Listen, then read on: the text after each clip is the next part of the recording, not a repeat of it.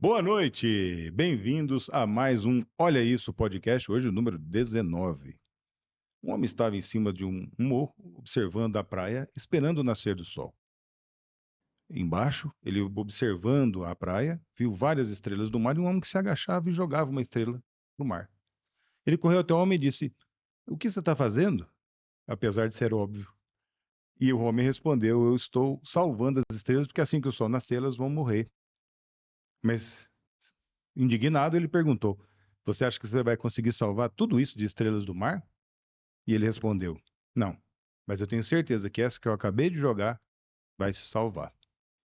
Em seguida, o homem que estava questionando se agachou, pegou uma estrela do mar e começou a fazer a mesma coisa. E você? Que exemplo você tem dado?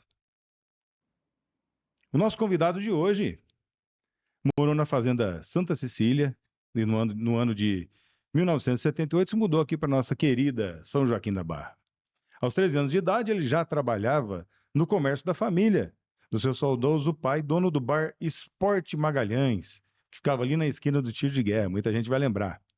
Aos 21 anos, iniciou a sua trajetória na usina Alta Mogiana e em 93, no ano de 93, perdão, com uma trajetória de trabalho lá de 15 anos. Em 2002, iniciou o seu curso de Direito na Unifran, se formando em 2006. Fez pós-graduação em 2017 em Direito do Trabalho Previdenciário. Atua na advocacia desde então, desde o ano de 2008. Em 2024, se filiou ao Progressistas e tem uma batalha pela frente como pré-candidato nas eleições desse ano. Recebam com muito carinho o nosso querido Dr. Adilson Magalhães. Meu querido, bem-vindo. Tudo bem, doutor? Tudo bem, Vanir? Obrigado pela Imagina, recepção. a gente que É agradece. uma honra participar aqui do Olha Isso podcast. É um programa para a gente estar batendo um papo, falando um pouco. Aqui a gente tem o hábito, Adilson, de falar para as pessoas que o que mais encanta são as histórias de vida que elas têm, né? E a sua família ela tem teve duas paixões, né? Uma foi a sua foi tomando uma cerveja gelada ou jogando futebol? Porque o seu É, pai tinha um bar, né? E ele passava os jogos lá, não era isso? nós tinha televisão, tinha mesa de sinuca também no bar, né? E eu comecei a trabalhar com 13 anos, eu era muito novo, né? Teve uma época que bar em São Joaquim era algo muito em evidência. Depois vieram as choperias. Sim, Mas antes delas, não era. A gente eram os conheceu muito. bares, O eram os bar do bares. Rui, o bar do seu pai. Exato, no tiro de guerra, o bar do meu pai, Bar Esporte Magalhães, Uhum. na esquina de baixo, na rua Sergipe, era o bar do Rui. E Então, cara, os nossos dois comércios aí, não fechava sexta para sábado, sábado, domingo, ficava 24 horas. o pessoal, quantas amizades, né? Acho que tá dando eco, viu, Gão? Quantas amizades surgiram nessa época em bares, né? Depois o bar ele começou a ser, entre aspas, né? Não sei se, acho que bar é bar, mas substituído pelas choperias em virtude de ambiente mais familiar. O pessoal começou a se apegar mais à família e tal. E aí, porque naquela época os homens saíam mais sozinhos, né, para ir nos bares. Acho que era a moda da época, não sei. Outros tempos, outros Outros tempos. tempos, era isso mesmo. Mas você Mas você não quando a respondeu da choperia. cerveja, aí você tomava mais cerveja, mas Eu era menor ainda, né? Eu tinha 13 anos não era aí. mais futebol. Só que assim, e engraçado que, apesar de eu ficar no bar desde os 13 anos e trabalhar, eu não podia ter acesso às mesas de sinuca, que era proibido. É verdade. E a venda E da era rígido, bebida né? era Era rígido. assim, era rígido. E a venda da bebida, a gente fazia no balcão, mas era mais tranquilo, mas poderia vender. No entanto, não beber, né? Entendi.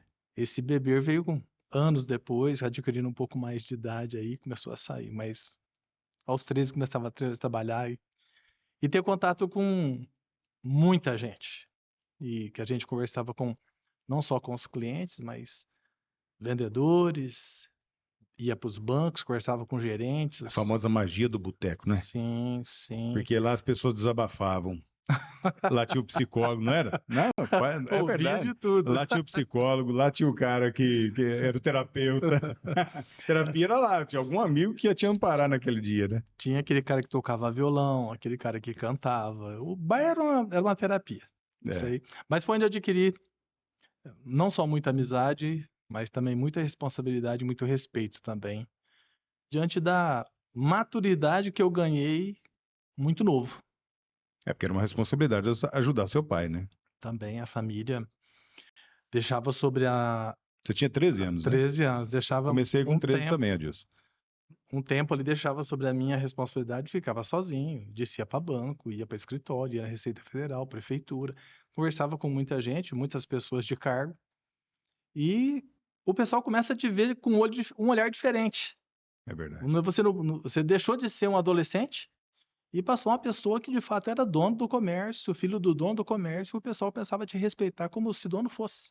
O nome do seu pai era Adalberto, mas o pessoal chamava ele de seu Adalto. Só Adalto. Lá no bar adquiriu um apelido de Seu Quintino, que o bar foi do Seu Quintino anteriormente. Muita gente chamava o meu pai de Seu Quintino. Tá. Porque eu devia ter ficado na fachada um tempo, Ficou um né? tempo, mas Seu pai ainda é vivo, não? não, meu pai é falecido desde 2017. Entendi. E as lembranças dessa época, e o aprendizado, você levou para a vida, né? O que mais fica? Essa questão de família, né? Que no bar não passou só eu, passou quase todos os meus irmãos, porque nós somos em 13. Nó, Dos 13, hoje somos em 9, né? 13 irmãos. Seu pai Isso. é herói, né? Não. Porque para criar 13 garotos, assim. Aí são. Aliás, uma coisa que eu observo em família grande é que depois de uma determinada idade dos mais velhos, eles também começam a ajudar a cuidar dos menores, né? Era muito bonito de ver isso. Eu lembro que minha mãe, acho que foram 9. E aí o irmão mais velho assumia meio que. Ela também perdeu o pai muito cedo e assumia meio que. Você não perdeu, mas eu estou dizendo no caso da minha mãe. Meio que assumia o papel do pai e depois vinham os outros Sim, irmãos ajudando a corrigir, a melhorar, a acompanhar, a ir para a escola, levar para a escola. sim, era isso aí mesmo. O mais velho Isso aí. cuidava do mais novo, o mais novo cuidava do mais novo e E assim assim por diante, né? sucessivamente. E foi isso que aconteceu. Então passou pelo bar do meu pai. Os meus irmãos mais velhos, sempre trabalhando em dupla, arrumou serviço, saiu, entrou o outro, um arrumou serviço, entrou o outro, e foi até chegar em mim, com Você é o mais 13 novo? anos. Não, abaixo de mim eu tenho uma irmã e tenho um irmão ainda. Só que esse já não ficou no bar, esse já ganhou outro caminho já. Mesmo porque meu pai depois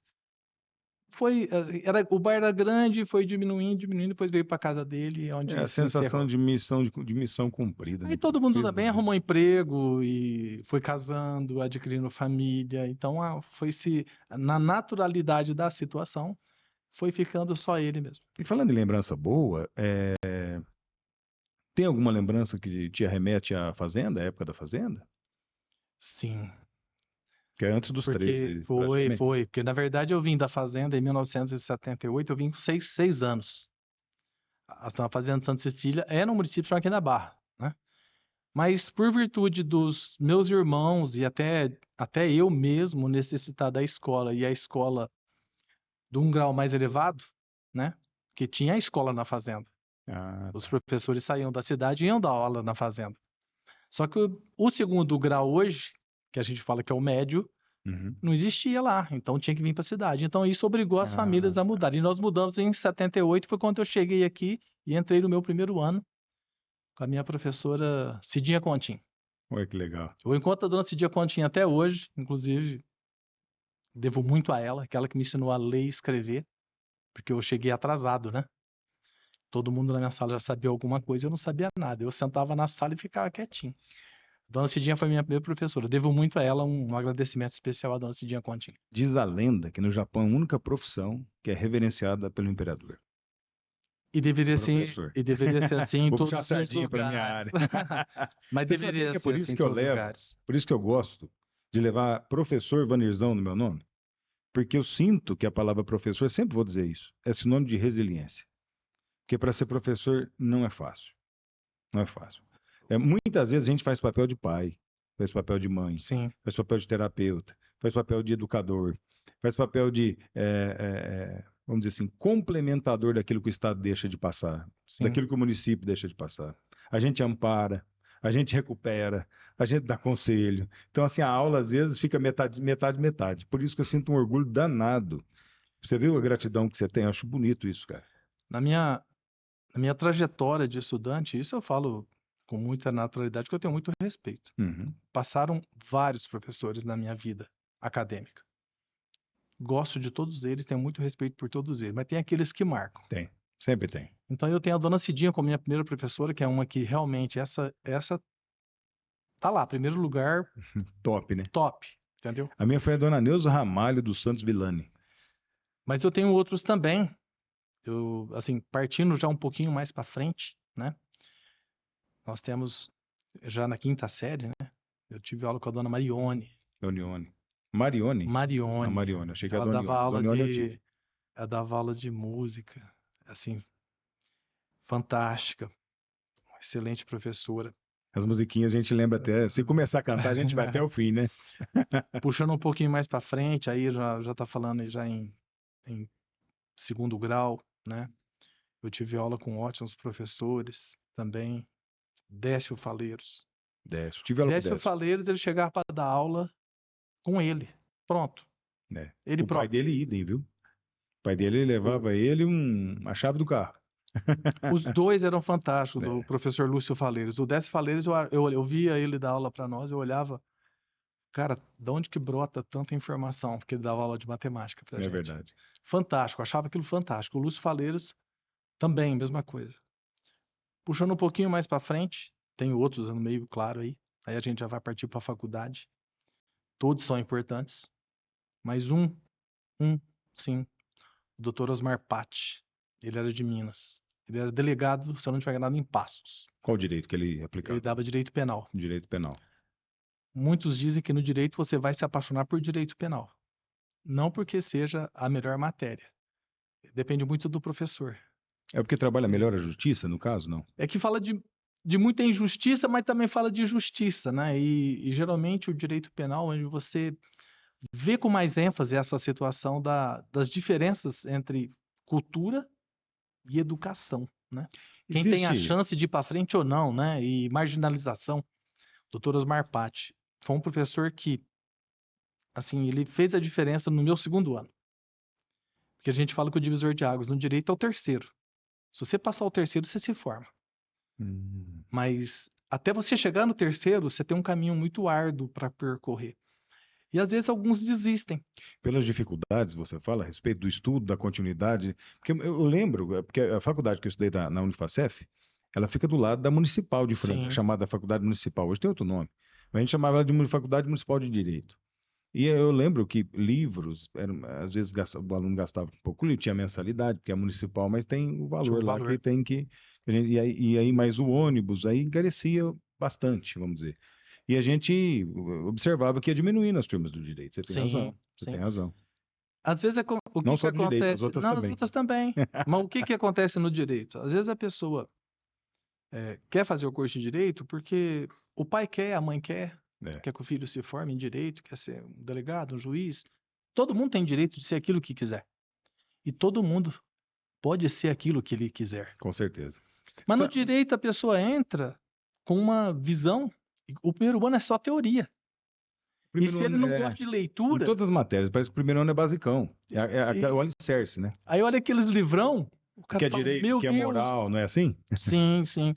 Só que necessariamente nem todo mundo que forma em direito, ele é advogado. Ele forma em direito, ele pode ser o que quiser, ele É, tem. tem gente que. O que vocês formam? Eu formei em direito. Ô, você é o doutor. Não, mas doutor, se você passar na OAB, não é?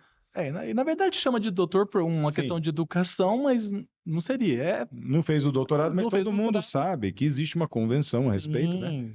Eu acho legal respeitar isso. Então o pessoal chama doutor Adilson, doutor João, doutor Mário, doutora Maria e tal. Mas o doutor vem por uma questão de uma educação, um respeito pela profissão que vem de longa data. Eu não me importo com essa situação. Se a pessoa me chamar de Adilson, tá ótimo para mim. Trato com respeito do mesmo jeito.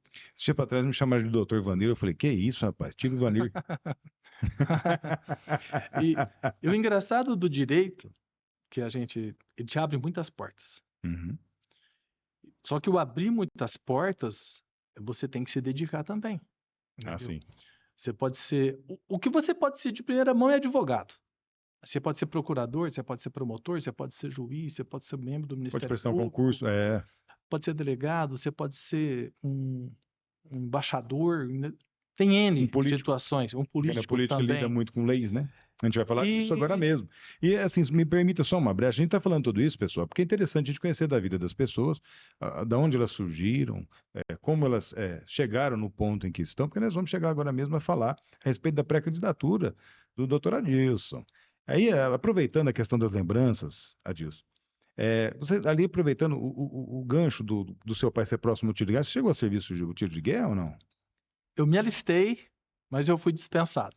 Lá só os bons Lá, ficam, eu fiz.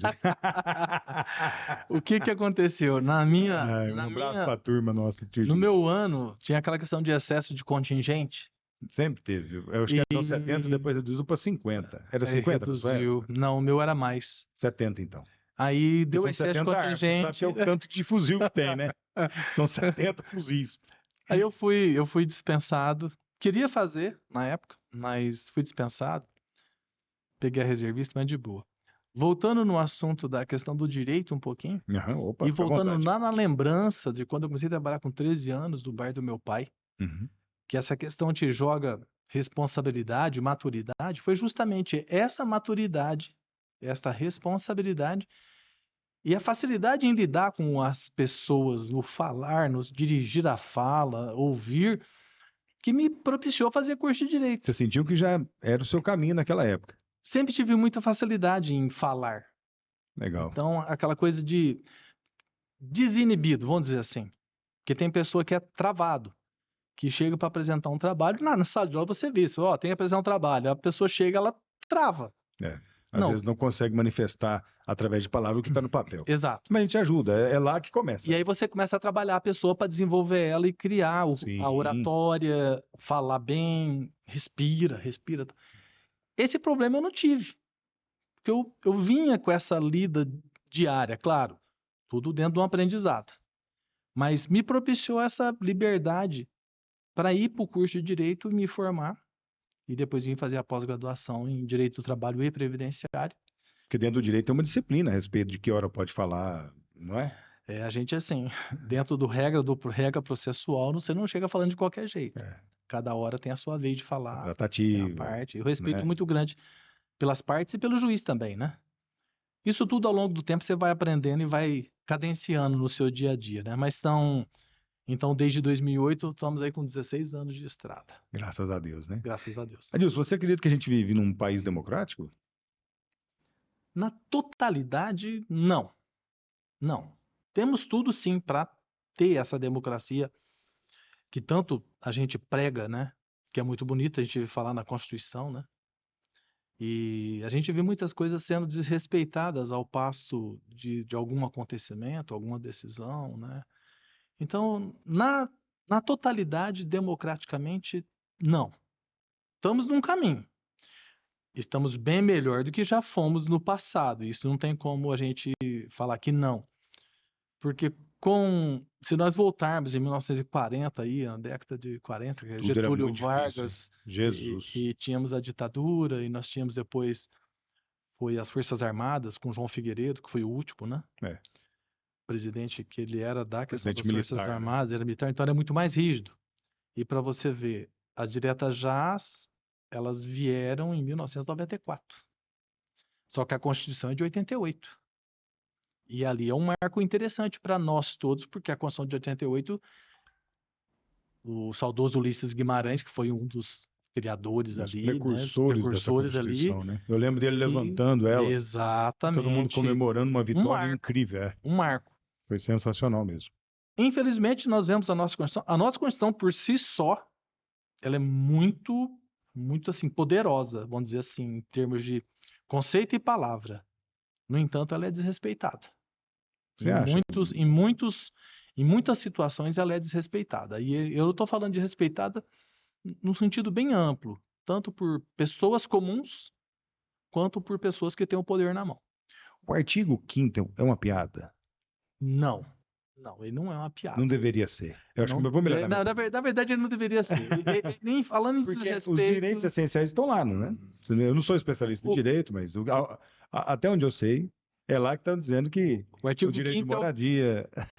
o artigo 5º ele é muito amplo, grande. Ele é o mais polêmico, pelo menos. Ele é o que... Não vou falar que ele embasa tudo, mas ele é onde está ali muita regra daquilo que nós temos no nosso dia a dia de convivência. Entendi. Não é para ser uma piada, de forma alguma. É para ser É para respeitado. provocação. É Né? para ser É uma respeitado provocação. no sentido de que é ali, é a base, parte dali. Sim, deveria. Então, você tem o direito ao salário, você tem direito à moradia, direito à saúde, direito à assistência médica, você tem direito a todas as garantias e deveres da ampla defesa e do contraditório e N outras coisas que Tá estão ali, ali né? dentro, Tá entendeu? ali. É para ser respeitado.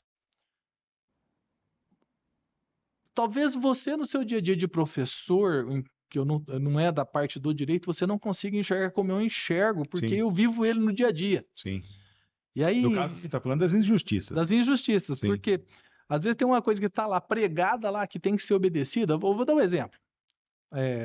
O salário mínimo é para a pessoa ter direito a saúde, lazer, esporte, Comer a alimento. Seria isso, com, uma família de 4 pessoas. com 1412. Se for uma família de uma pessoa, talvez dê. Então, esse eu estou te falando que é o que está Tô dizendo rindo lá. de nervoso, como diz E, um apresentador. Aí. e uma outra situação tem que fala lá que o Estado, aí o Estado eu falo União, governo e a prefeitura. Então eu estou Sim. falando das 3 esferas aí. O Estado tem o dever de prover a saúde do seu cidadão. Sim. E você vê muitas vezes. Direito de todos, dever do Estado. Exato. Ele tem um dever. Tá lá. Tá lá. Tá lá. O verbo é dever. Exato. O Só verbo não é que quem sabe, né? a gente vê O verbo é saber. em muitos momentos essa situação não sendo respeitada. Remédios de alto custo, baixo custo, tem. Não fornece porque não tem verba, porque não veio. Esse não é de obrigação minha, é de obrigação da. Mas a própria palavra saúde, ela já dá amplitude, não dá? Perfeito. Exame. Eu acho que muitas defesas são embasadas. É para englobar o todo. E por isso que qualquer processo que você entra e observa a pessoa entrando para requerer, ganha. Você só tem que formalizar para, sei lá, gerar algum processo burocrático mais rápido. fazer Não uma entendo, coisa bem feita, pegar os argumentos que tem, pegar as provas que tem. Aí, falando em prova, eu estou falando de exames médicos, atestados médicos, indicações, relatórios, falando que a pessoa necessita, porque se ela vai lá, porque tem um problema. Lógico. Então, nós Sentir dor é vimos. horrível, hein? E nesse ponto, eu não falo que é a culpa do judiciário em si, porque o judiciário está lá para avaliar se você tem direito ou não a isso. A falta de informação por parte de quem usa o processo, o sistema de saúde, seria um outro empecilho, Adilson? Porque, de repente, ele não tem noção dos seus direitos. Eu sei que é legado não saber, não é nem aceito como alegação, né? Ah, eu não sabia. Porque o brasileiro não lê e ele não vai ler a Constituição, o artigo 5º que eu estou falando aqui, a pessoa às vezes não está nem sabendo do que nós estamos falando. Mas eu penso assim, será que não teria uma outra forma de fomentar melhor a informação para a pessoa saber que não é um favor? Na verdade, não é um favor, né? Não é. Não é um favor, Não porque é. esse direito a tudo isso que o cidadão tem, eu estou falando do cidadão brasileiro que está lá dentro da Constituição, é fomentado? Sim, às vezes é fomentado. Às vezes passa na televisão, rápido, sucinto, tal. Às vezes numa Secretaria de Saúde, a Secretaria de Governo do Estado, às vezes até próprio da União, fomenta isso, publica, tal. Só que são muitas informações ao mesmo tempo. Entendi. E aí o que acontece? Aquela população menos abastada, a que é a mais necessitada, que geralmente você vai ver a que menos também teve uma condição de ter uma continuidade de estudo, essa informação chega para ela, chega tardiamente e chega atrasada. Me permita, então, só uma brecha nisso que você acabou de falar. Isso foi uma das coisas que te motivou a vir para a política? Também. Legal. Também. Por quê? Eu não estou falando que é culpa de A ou B. Isso vem de longa data. Sempre foi assim. Quando eu iniciei em 2008, já advogando, um dos meus primeiros casos foi uma ação para pedir para o judiciário dar o direito da cliente minha, nomeada pela defensoria, a receber o remédio da insulina. Que ela tinha um diabetes, se eu não me engano, 1 ou 2, eu não lembro qual que era. Mas ela usava canetinha. O mais violento é o 1 que a pessoa nasce. O 2 ela adquire no decorrer do tempo. Ela usava canetinha, ela tinha que usar, não lembro quantas canetinhas que era, mas eu sei que era durante o mês inteiro ela usava canetinha e ficava muito caro. E aí o que acontece? Ela fez o trâmite administrativo, negou, aí teve que vir para o judicial. Foi onde eu entrei através da defensoria. Consegui. Aí ficou uma por conta do governo municipal e uma por conta do governo estadual, pela DRS, que é a Delegacia Regional de Saúde. Criou-se a obrigação. E se eu não estiver enganado, ela recebe até hoje, porque a diabetes que ela tem, ela não é curada. Ela é controlada. Ela recebe até hoje. Então, ela é definitiva. Entendi. Deve ser provavelmente o tipo 1. E Mas o tipo isso, 2 pode agravar a ponto de precisar da insulina também. Eu sou diabético. e isso a gente Tipo 2. vê, eu tô te falando isso do diabetes, que é o mais comum. Sim. Só que nós temos a AME, que é a atrofia muscular, né? Nós temos remédio aí de milhões. Tem. E que não é fornecido no Brasil, não é, até vem de fora. E quando chega uma decisão judicial, de repente ela chega tarde porque há os recursos, e vai recorrendo, isso pode parar lá no STJ, que é o Superior Tribunal de Justiça, ou no Supremo Tribunal Federal. Um medicamento caro, a ação é contra o município ou o Estado? Geralmente, quando ela é de alto custo, a gente entra sim contra o município e contra o Estado. Porque tem base dos remédios para alto custo, tanto para o município quanto para o Estado. Tem uma lista de remédios que se encaixa aí. Entendi. Quando o remédio é extremamente caro e ele é de fora, geralmente é contra a União.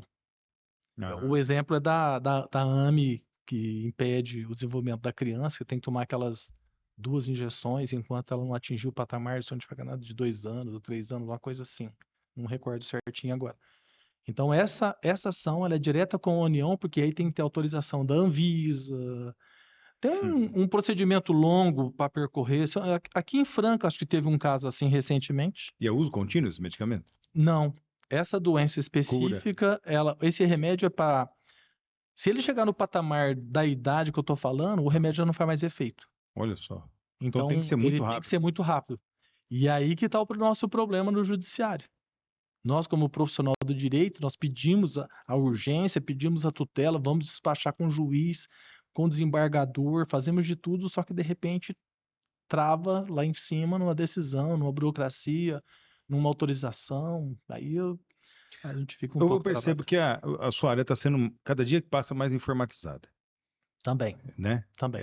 Seria o início de um melhoramento extremo, aproveitando o gancho, da área do direito, ou seria o começo do fim? Porque dizem que a inteligência artificial vai entrar na história e vai diminuir. O que você acha, na sua opinião, sobre esse aspecto? Na verdade, a Porque tem inteligência... muitas profissões com receio da inteligência artificial. Né? Sim. Eu vi lá uma relação na escola, lá, inclusive a minha, que é administrador, a inteligência artificial toma decisões a respeito. Enfim, é uma série. Uma coisa que nós não temos como correr: a evolução da tecnologia. Não tem. Ela veio para ficar e ela vai se aperfeiçoar.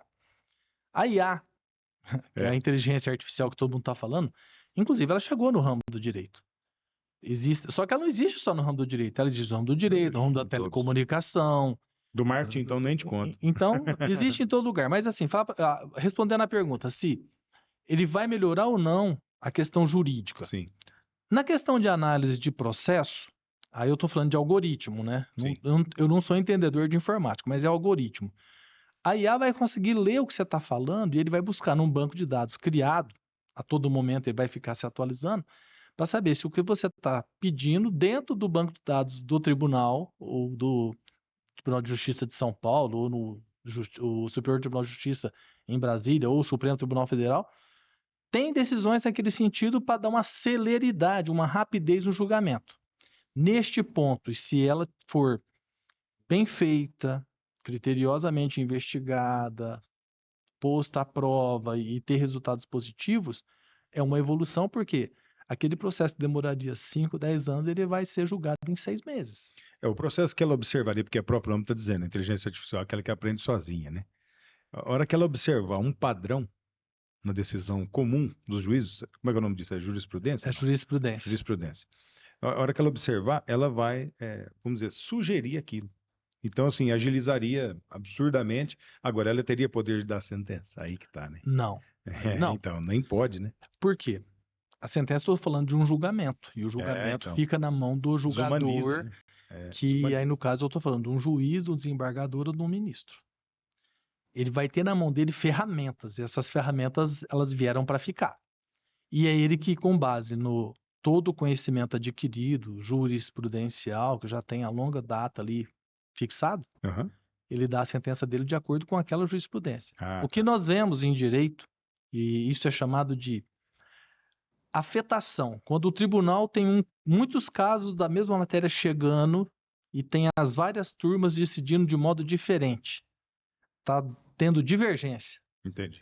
Aí o que o tribunal faz? Afeta 1, 2, 3 recursos, geralmente estou falando de recursos especiais, Uhum. que está lá no STJ ou está lá no STF como extraordinário. Ele afeta para julgar isso na forma de recurso repetitivo, e a decisão sedimentada ali tomada pelos 11 ministros do STF ou pelos desembargadores ou ministros do STJ vale tudo para baixo. Então, o que tomou em decisão no STF e no STJ, em forma de repetitivo, tribunais para baixo todos têm que respeitar. Para a gente fechar o assunto da advocacia, para a gente mudar aqui para a questão da política, vamos fechar, estamos chegando na metade aí já, né, Hugo? Estamos na metade do programa. A questão que a gente tinha perguntado antes um pouquinho, a respeito de você vir para a política, e a gente vai fazer esse link. E só para fechar a questão da advocacia, você tem uma especialização. Essa é hoje a sua maior área de atuação lá no seu escritório? Porque eu gostaria que você deixasse, depois que você respondesse, o endereço do seu Instagram para o pessoal começar a te seguir lá. Na verdade, a minha especialização feita em direito do trabalho e previdenciário é uma dos ramos que a gente atua, né?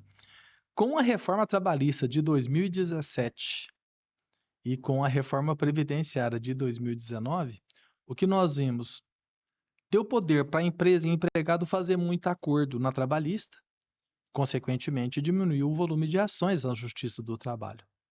Tem ainda? Tem. Tem empresas que desrespeitam ainda? Tem. Você lembra? Os escritórios estavam Muito escrito assim, menos. trabalho, assim. Parece. Só trabalhista. Trabalhista, perdão. Estava escrito assim, grandão nos escritórios, trabalhista, grandão. Era acho que a maior fonte de Era a maior renda. fonte de trabalho. Muitos migrou para o direito penal. Muitos. Entendi. E eu atuo também no direito penal. É claro que eu não saio buscando, Lógico. mas eu atuo. Nem pode, né? Entendeu? Nem pode. E uma outra coisa, o direito previdenciário nós atuamos também, fazemos o consultivo, fazemos os pedidos todos também. É uma gama muito grande. Mas a reforma da Previdência em 2019 também deu, eu não vou falar tirou direito, ela dificultou um tanto quanto para quem estava ali próximo de chegar a menos de 2 anos. Houve uma dificuldade enorme e hoje tem que se enquadrar em regra de transição. E fizeram a reforma trabalhista e deu também na mesma. Eu tive numa rádio aqui da nossa cidade, eles perguntaram, e aí, você como microempresário, como que ficou a reforma trabalhista? Ajudou? Eu falei, não tenho a mínima vontade de contratar. Contrata-se porque precisa, Sim. Mas a cada R$1 você continua gastando R$1, aquela história de menos horas, não sei o quê, não colou, não funcionou, todo mundo continuou fazendo a mesma coisa. Eu acho que foi sempre mais do mesmo, a questão de alguém atrás de uma mesa que não trabalhou numa pequena empresa. E aí a questão, ainda, agora a gente já mudando definitivamente, que trouxe você para a política, a gente tinha comentado a respeito de um aspecto que seria trazer a informação. O que mais te trouxe para a política? Agora a gente vai entrar nessa área, tá? Se me permite. Aquela questão. Na minha família eu tive político. Meu irmão, o padre, foi vereador. Né? Na época ele foi vereador pelo Partido dos Trabalhadores. Né? E eu sempre convivi próximo a essa situação. Político tradicional da nossa cidade, inclusive. Anos e anos aí. Muito militante, entendeu? Militante. E ele foi muito respeitado, ainda é respeitado, e eu tenho muito respeito por tudo aquilo que ele fez e ainda faz. Tanto é que eu fui conversar com ele antes de me decidir a vir para a política e colocar o meu nome à pré-disposição. Acho que democracia é isso, ele sendo de esquerda e você de direita, mesmo assim você foi procurar informações como irmãos, deixar de lado essa questão realmente. Perfeito. Ficar na arena do debate dos interesses da população, isso é ótimo. Perfeito. E essa situação me levou, por respeito a ele, fui lá pedir conselhos. Uhum. Ele falou, não, você está correto, é assim que funciona. Que me deu os parâmetros e tal.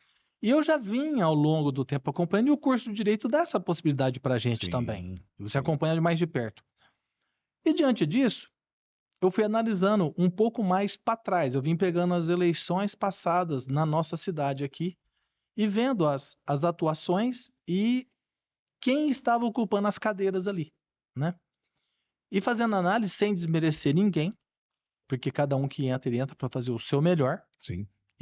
E é para isso que a gente coloca o nosso nome, é para fazer o melhor, fazer a diferença. E eu entendo que o fato de eu colocar meu nome, presto o serviço para a sociedade, é para a sociedade que eu devo obrigação. Concordo. E neste ponto, independente de quem esteja lá hoje ou de quem passou por lá, quem que atuou, fez o seu melhor, eu senti que eu também podia fazer diferença. E esse fazer a diferença eu só tenho um jeito de descobrir. Com o conhecimento adquirido ao longo do tempo, trabalhando desde os 13, lidando com muitas pessoas, fazendo um curso de direito, pós-graduação, atuando perante muitos órgãos que a gente vai, conversa com o delegado, juiz, ouve muito, vê muita decisão, amadurece o nosso pensamento, abre a nossa cabeça, expande os nossos horizontes. E eu falei assim, eu posso fazer a diferença. Eu, Adilson, sou extremamente a favor de ter pessoas da área do direito dentro. Acho que não poderíamos ter só pessoas da área do direito, mas ter um ou dois que são formados nessa área, eu acho fantástico uma Câmara. Hoje nós temos, por exemplo, acho que o Valtinho é da área O do Walter direito, é do né? direito.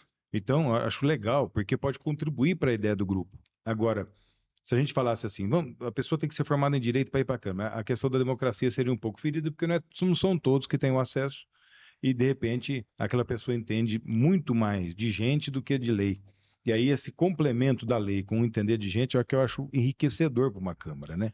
Você pensa que a pessoa do direito também pode contribuir muito também dentro de uma Câmara de Vereador para melhorar a vida do munícipe? A pessoa que puder, às vezes eu falo, todo mundo teria que falar de política.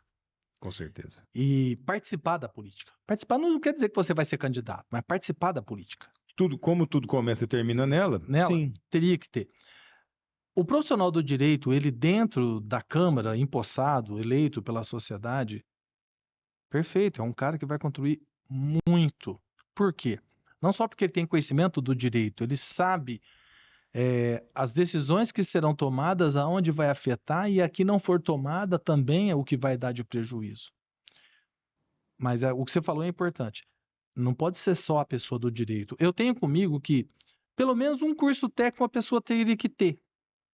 Mas a nossa legislação, a nossa Constituição, na verdade, não fala que a pessoa tem que ser formada para ser vereador. Ela tem alguns outros regulamentos para prefeito, governador e daí para diante, presidente. Mas para vereador, brasileiro nato, maior de idade. O Conselho Federal de Administração, inclusive, ainda defende que para administrar numa cidade ele teria que ser formado em administração. Para ter a noção da gestão como um todo. E aí a gente volta naquela situação assim. Se a pessoa não tem conhecimento de gestão pública e ela vai ocupar um cargo de gestão pública, será que é ela que vai gerir? A pergunta fica no ar, entendeu? Porque se ela não tem conhecimento de tudo aquilo que ela tem que fazer, ela vai ter que se agarrar a alguém. Ou ela vai depender de alguém. Porque o trabalho do administrador se chama visão holística, a visão do todo.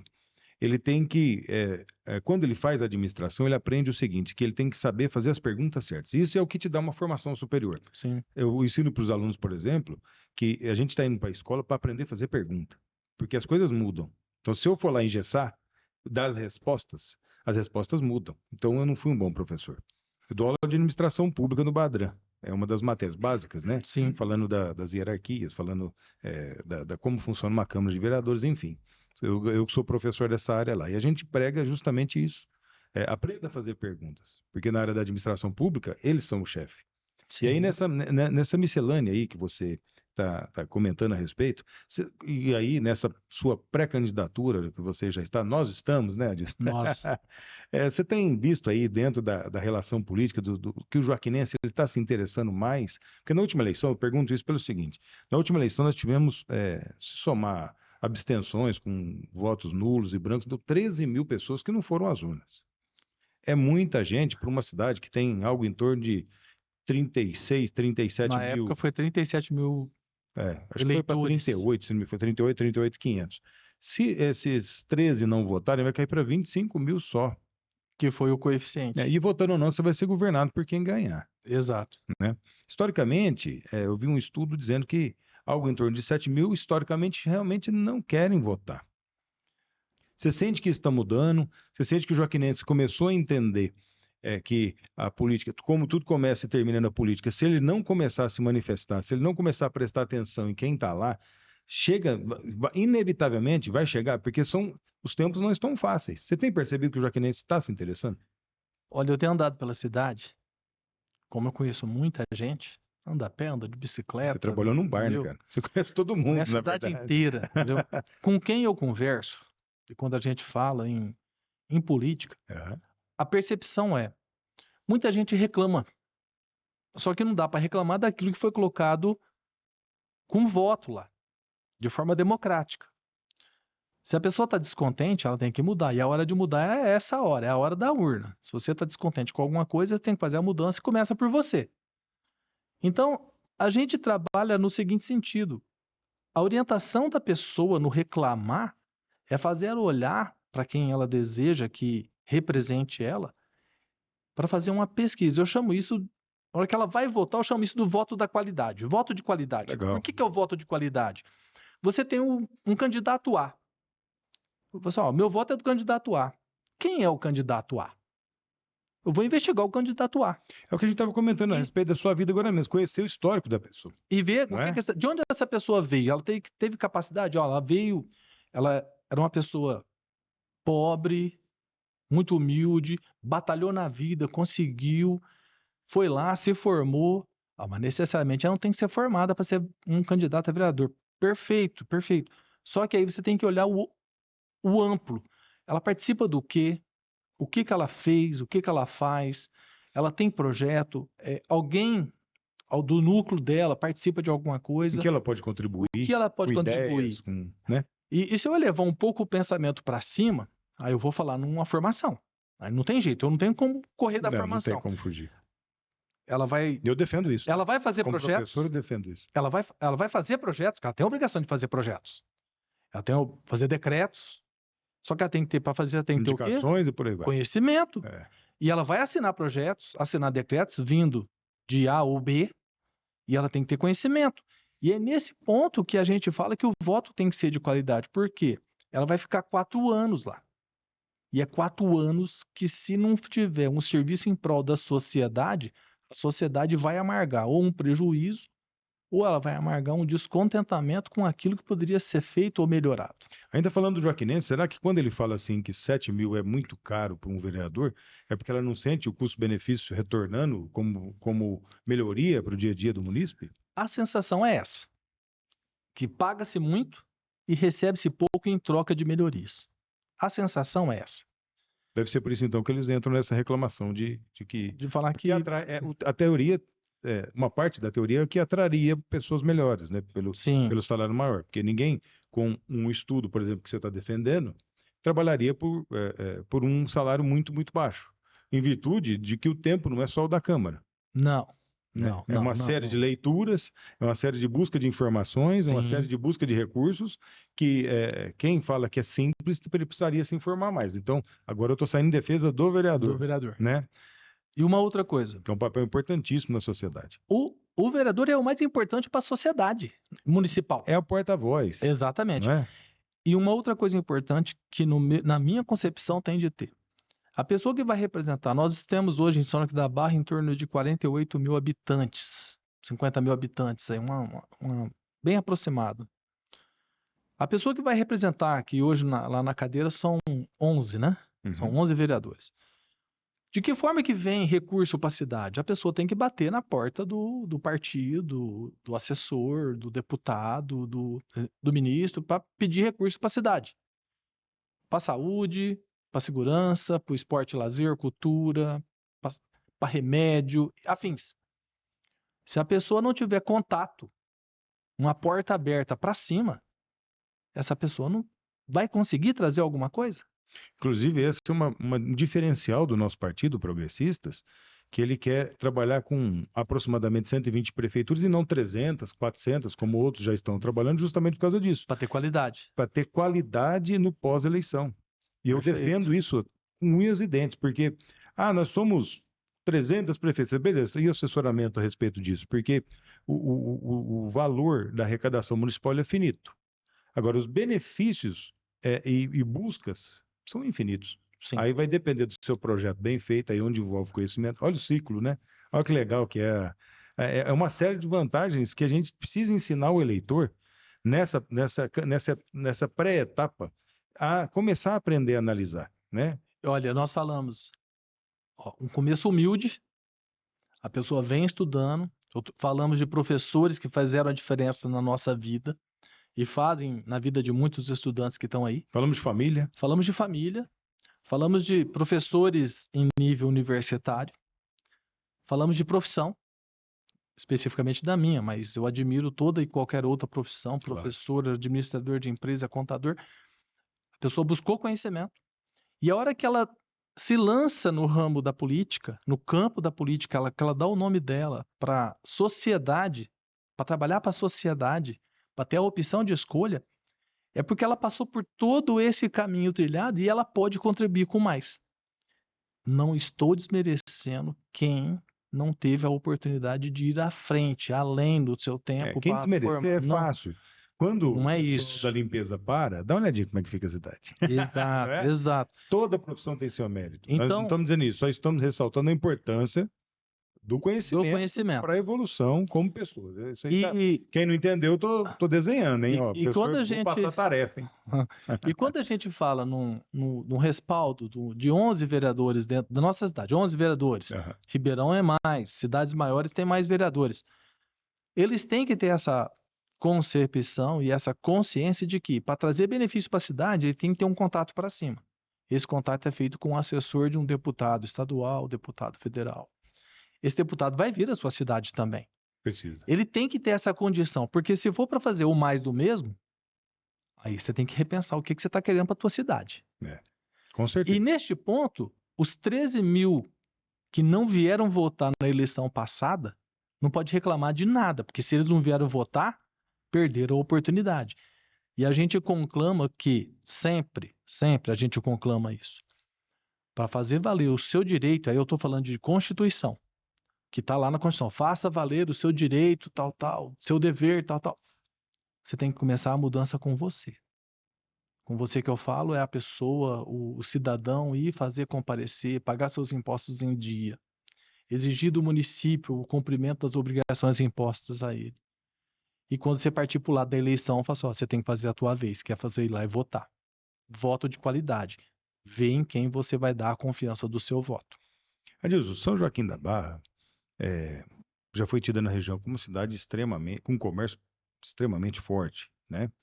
E ultimamente a gente não tem visto, por exemplo, além de farmácias, por exemplo, que tem vindo para a nossa cidade, outro tipo de negócio vir apostar aqui na nossa região. Esse brilho que São Joaquim da Barra tinha, a joia da Alto Mogiana, o que você acha que deu uma apagadinha? Porque fala-se tanto de uma infraestrutura boa, de uma infraestrutura adequada, mas eu não vejo empresas apostarem aqui. Como microempresário, como consultor de empresas que fui durante 23 anos, eu não vejo empresas virem e falar assim, eu quero me instalar aí, quero apostar na sua cidade, eu vou me instalar, vou gerar emprego. Eu não sei. O que fez, será, São Joaquim perder esse interesse, esse brilho? Ó, a nossa cidade já está muito bem situada. Se você pegar... Só de estar às margens da Anhanguera, né? Já é um passo importante, mas se você olhar para os 4 cantos, os 4 pontos que tem aqui, a nossa cidade é bem localizada. Sim. Eu vou retornar um pouco no passado, que eu era muito novo ainda, mas eu lembro disso, não me saiu da cabeça, nunca saiu da cabeça. Se eu não estiver enganado, em 1986, eu tinha 14 anos, a Refrescos Ipiranga Coca-Cola, ela veio para São Joaquim da Barra. Ela veio para se instalar aqui. Ela fez um pedido. E ela seria onde hoje, se eu não estiver enganado, é o posto Brutizinho em Anhanguera. Olha só. Foi negado. Ela foi negado por quê? A empresa vinha se instalar, consequentemente ela pediu Incentivo. um incentivo. Óbvio. Vai construir uma estrutura gigantesca. O incentivo não foi dado. Não foi dado. Consequentemente, ela mudou. Ela foi para Patrocínio Paulista. Saiu do eixo da Anhanguera. Ficou lá por 20 ou 25 anos. Fechou. Porque a própria Refresco Ipiranga passou por reformulação também, Sim. foi vendida para Andina e Sim. tudo mais. Mas não é essa a minha reclamação de até fechar depois de 25 anos. Ela poderia ter ficado 25 anos aqui gerando renda, emprego, trazendo subsídios, trazendo outras fontes de renda para a cidade. E por que não foi dado à época o incentivo? Já tinha pago, já tinha retornado. Mas atualmente, o Porto Seco que foi para Guará, ele era para ser em São Joaquim da Barra. Por que não foi feito em São Joaquim da Barra se tinha a condição de fazer aqui na Sagesp? Então, são situações. E eu não vejo que a nossa cidade perdeu a capacidade de evoluir para atrair empresas.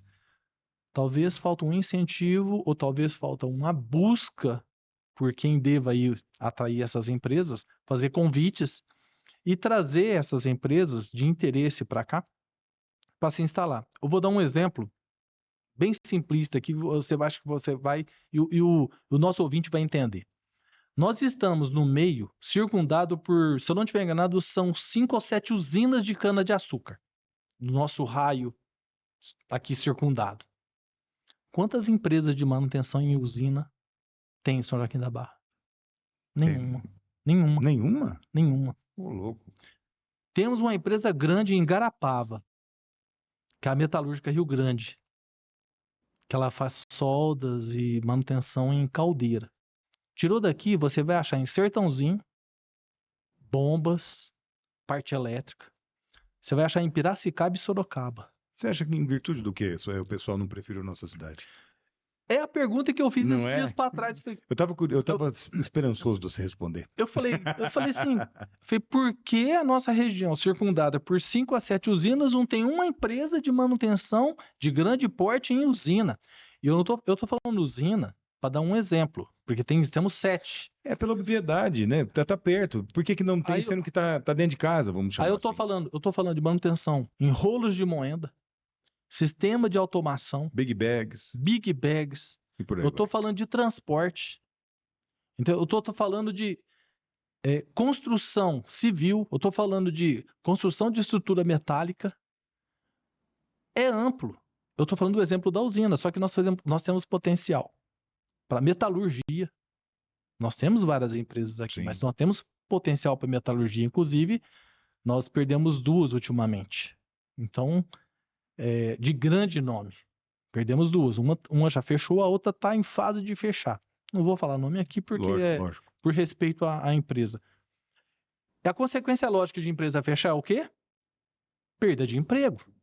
Perda de emprego, consequentemente, perda de renda. O que estamos fazendo para trazer empresas para cá? Isso depende de quem? Depende do administrativo, do legislativo, do executivo. Depende de quem? Eu penso que é uma conjuntura disso. E a gente tem que fazer o quê? Conjuntura. Ir atrás dessa empresa, desse empresário, mas para isso eu teria que ter um respaldo, né?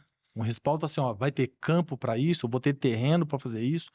Chama política pública, é montar um projeto dentro de uma política pública chamada emprego como a área central. Perfeito. E não é só bater mochila, não é só terminar um negócio, não é só disponibilizar uma área, é um conjunto.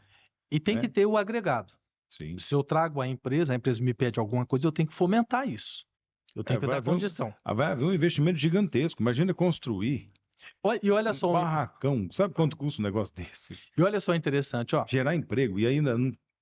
Você imagina, você constrói um barracão, compra equipamento, compra máquina, veículo, contrata, monta uma estrutura com um computador, você ainda não produziu nada. Não, você só está gastando, só está investindo. Na verdade, você está investindo. Se você fabricar ruela, você não fez nenhuma ruelinha. Você só está investindo, mas você quer algo em troca.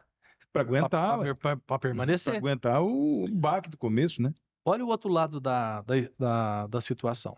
Quantos empreendimentos imobiliários foram abertos nos últimos 4 anos em São Joaquim da Barra? Empreendimentos imobiliários. Eu contei esses dias para trás. Se eu não errei, eu contei 11. Contei 11 empreendimentos imobiliários. 11 bairros novos que nasceram em termos de empreendimentos imobiliários. Tá certo que nascendo empreendimentos imobiliários e construindo casa, muitas pessoas saem do aluguel. E a área da construção civil dá uma bombada. Deu uma bombada. Então ela foi para a casa dela, mesmo sendo financiada, só que ao final do pagamento vai ser dela. Sim. Por que eu vou pagar X de aluguel se eu posso pagar o X de prestação? Vou pagar a prestação. Com certeza. E esse conceito e esse pensamento está correto. O que eu quero dizer é, se eu tenho construído casas e tem vindo pessoas ocupando as casas alugadas, por que eu não consigo gerar emprego? Essa conta não fecha. Porque para eu dar condição para essa pessoa pagar aluguel, financiamento, ter condição de subsistir, eu preciso de emprego, eu preciso de renda. Eu lembro de pessoas vindo de outras cidades para trabalhar aqui. Será que hoje está acontecendo o contrário? Também. Porque se aumentou a quantidade de casas, aumentou a quantidade de habitantes, mas eu não percebo o emprego acompanhando essa conta. Será que está acontecendo o contrário? Agora a gente está indo trabalhar, por exemplo, em Guará, que está com um distrito industrial mais pujante? É isso que está ocorrendo. Eu tenho clientes meus e amigos meus que moram aqui, mas trabalham em Guará, trabalham em Franca, trabalham em Uerlândia, entendeu? O que será que está acontecendo com a nossa Barra? Então, a nossa São Joaquim da Barra, ela tem um grande potencial, sim, para crescer, para evoluir, para atrair também esse mercado que gera emprego e trabalho. Talvez precisamos aí de uma remodelação, uma Um reformulação plano estratégico mais amplo para conseguir atrair essas empresas, esses empresários com um olho direcionado para nossa um região, estudo de gente mais refinado. para nossa região. A nossa região tem potencial. Estudo de gente que eu digo é entender mais refinadamente os problemas reais, porque às vezes eu estou trabalhando algo em cima de hipótese. Sim. Isso é terrível na administração, sabia? É achar que está fazendo certo, é pior que fazer errado. E na administração pública, nós não trabalhamos com hipótese. Não tem como. Não.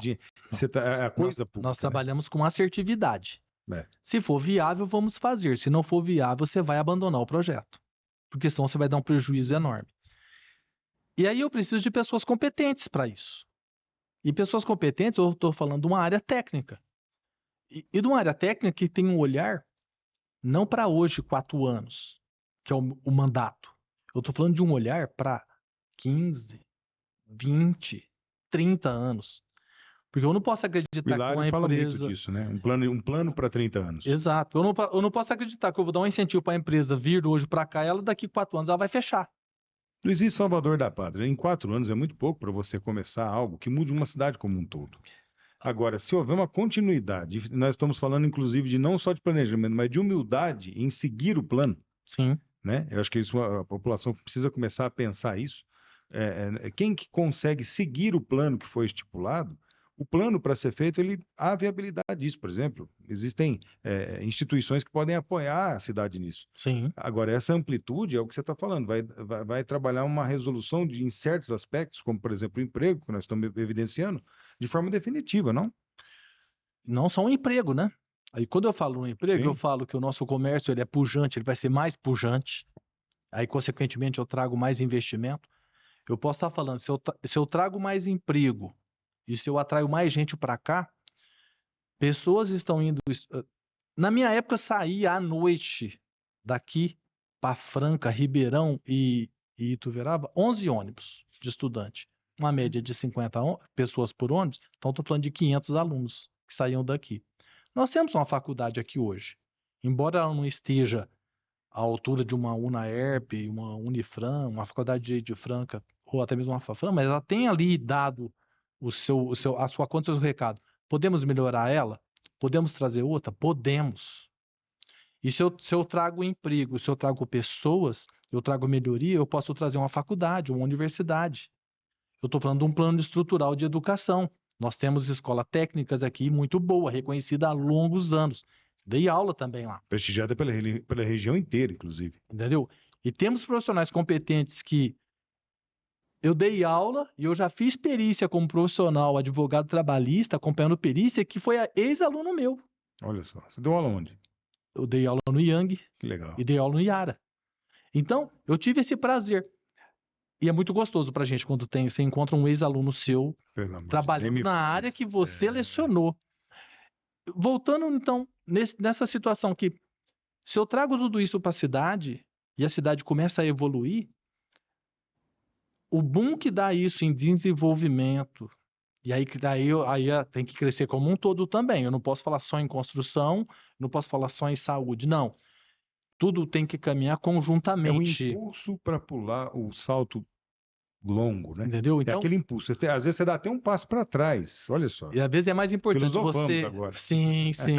Às vezes, até um empurrão para trás é um motivo para jogar você para frente. Porque se você dá um passo atrás... O corpo aproveita o embalo e vai. É isso. Se você volta para trás e repensa o teu projeto, você fala assim, ó, nós temos capacidade de caminhar tudo conjunto. O que é caminhar tudo conjunto? Obras podem parar? Não, as obras sempre têm que existir. E sempre vai existir uma melhoria. Nossa casa depende de obras contínuas, senão ela destrói, né? A saúde sempre vai ter uma evolução, então a saúde também tem que caminhar. Sim. A segurança tem que caminhar. Até porque nasce o joaquinense todo dia. Entendeu? Então, eu entendo que nos próximos anos nós temos que ter pessoas ali dentro da Câmara Municipal e na direção da nossa cidade que faça isso caminhar conjuntamente, Com visão, né? com visão. E aí nós precisamos de apoio. Nós precisamos de apoio de pessoas que têm capacidade de dar essa sequência para nós crescermos. E aí eu estou falando de partidos que têm grande poder de negociação, grande poder de Falando de decisão, verba, né? entendeu? Entendi. Por quê? A cidade não vai sozinha. Se depender só dos recursos dela, não vai sozinha. Apesar de nós termos chegado já no quadriênio a 1 bilhão. Já não é um faturamento que se despreze. Que despreze. Né? E a tendência é para o próximo quadriênio 1 bi 200. A Então- projeção, eu vi lá no portal da transparência as projeções, projeta-se já 300 milhões de recebimento. Imagina se a gente melhorar a questão do comércio, porque o órgão público é um direcionador de recursos, ele não gera, né? Sim. Então, quando a gente fala de emprego, de gerar, de trazer mais indústria, a gente fala justamente de melhorar a receita. Sim. Estamos caminhando para o final, Adilson. Uma pena. Nós não eu te falei que ia passar rápido. Nós não falamos o seu Instagram, Vamos o lá. pessoal te seguir. O Instagram é doutor.adilson.magalhães. O Facebook é Adilson Magalhães. Legal. Pesquisando. Sigam lá, pessoal. Pesquisando Pra falar lá, de achando. direito, acompanhar a pré-campanha, depois a campanha do Dr. Adilson. Sigam, fiquem à vontade para São as redes oficiais, né? fazer perguntas. São as redes oficiais. Ok. Se me encontrar na rua, eu sou muito receptivo, entendeu? Se quiser Vamos bater conversar um papo, comigo, né? vamos bater um papo. A gente bate um papo tranquilamente. Não Legal. tenho. Infelizmente não é no questão. bar mais. Né? Não é no bar mais. De longa data ficou o bar. Adilson, aquela pergunta final que a gente sempre está acostumado, né, Hugão? Se você pudesse falar uma frase, um pensamento que pudesse impactar melhor na vida das pessoas, aquela câmera é sua e a palavra também. Ó, eu tenho uma frase, que essa frase ela saiu de um filme que eu assisti há um tempo. O filme chama Antes que Termine o Dia. Vou assistir. Então, antes que termine o dia, busque a sua felicidade. Essa é a frase que me ajudou na minha vida e ela faz a diferença na minha vida, que eu vejo ela todo dia. Façam isso. Foi um prazer estar com vocês aqui. Que é isso, o prazer foi passar de Ó. palmas aí, Hugão. Prazer por ter me recebido. Sensacional, por- linda história. Aí, pessoal, vamos curtir, vamos compartilhar essa história linda do Dr. Adilson, vamos compartilhar com as pessoas que estão procurando informações a respeito da história de vida, das dicas que nós passamos aqui, enfim, né? Compartilhe, curta, que é o nosso ticket aí do nosso Olha Isso podcast, para ajudar também o YouTube a levar a gente para mais pessoas e a gente continuar podendo a fazer o nosso programa aqui, como sempre. Eu, Princeso Hugo. É isso aí, Zé. Sigam lá. O nosso Massa hoje não pôde estar, está se recuperando de uma cirurgia, né? Hoje não teve o Fala, gente linda. Gente linda. Um beijo pro Massa, ele deve estar no próximo programa, a gente vai estar junto aí, se Deus quiser. Adilson, obrigado mais uma vez, tomara que você tenha gostado. Eu que agradeço. Melhoras para o Massael. Na outra oportunidade, se tiver, estaremos aqui de novo. Quero ele presente. Até a próxima, se Deus quiser. Um Grande abraço a todos.